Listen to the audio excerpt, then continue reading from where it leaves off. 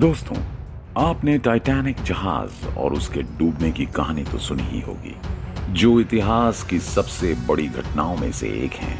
लेकिन क्या आप जानते हैं कि उस जहाज से जुड़ी कुछ चीजें बरामद की गई हैं, जिनके पीछे एक अनोखी कहानी जुड़ी हुई है।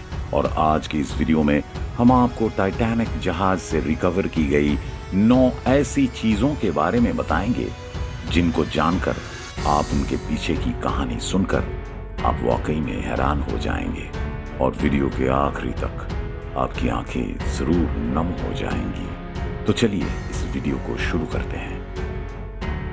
Radio of the Titanic.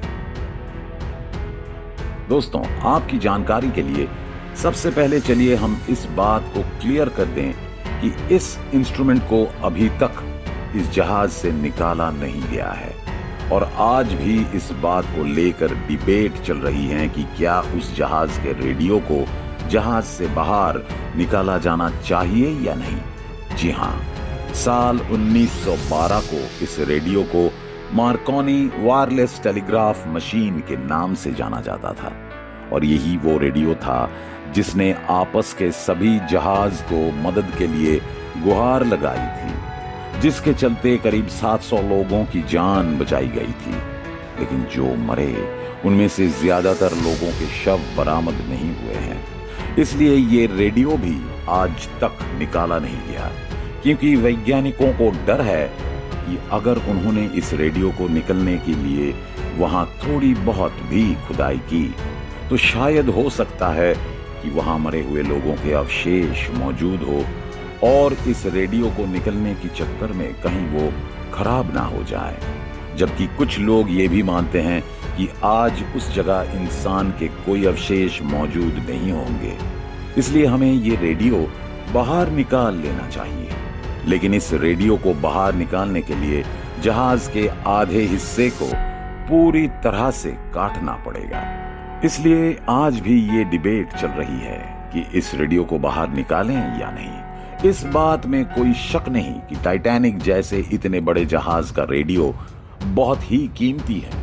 साथ ही हम इससे टाइटैनिक जहाज की कहानी के बारे में और कई बातों का पता लगा पाएंगे, जैसे कि इस फाइनल टाइम में उस जहाज पर क्या चल रहा था और उसे कैसे इस्तेमाल किया गया था। The telegraph. दोस्तों, अभी अभी हमने आपसे टाइटैनिक जहाज के उस रेडियो की बात की, लेकिन उस जहाज में ये टेलीग्राफ भी लगा हुआ था और इसे साल 1987 में वहां से बाहर निकाला गया था। इस टेलीग्राफ मशीन को इंजन रूम तक कमांड पहुंचाने के लिए इस्तेमाल किया जाता था।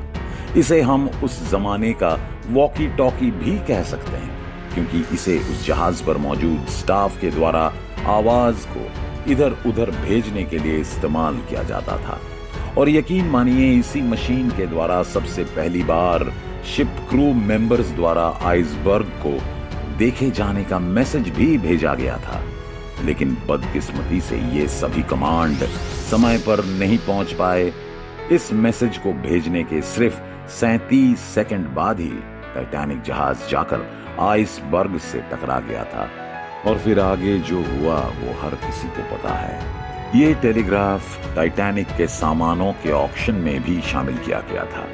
इसके अलावा ऐसे करीब 5000 आइटम्स थे जिन्हें जहाज से निकाल कर नीलाम किया गया था और इन सब की कीमत तकरीबन $200 मिलियन रखी गई थी, जो बहुत बड़ी रकम है। Big piece. दोस्तों, ये जो चीज आप देख रहे हैं, ये टाइटैनिक जहाज का करीब 15 टन वजनी सेक्शन था, जिसे बहुत मेहनत करके समुंदर के अंदर से बाहर निकाला गया था।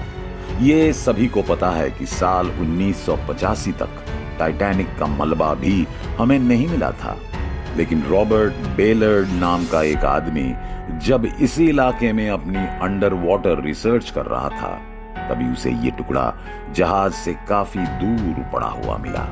ये मलबा आकार में 26 गुना 12 फीट का था।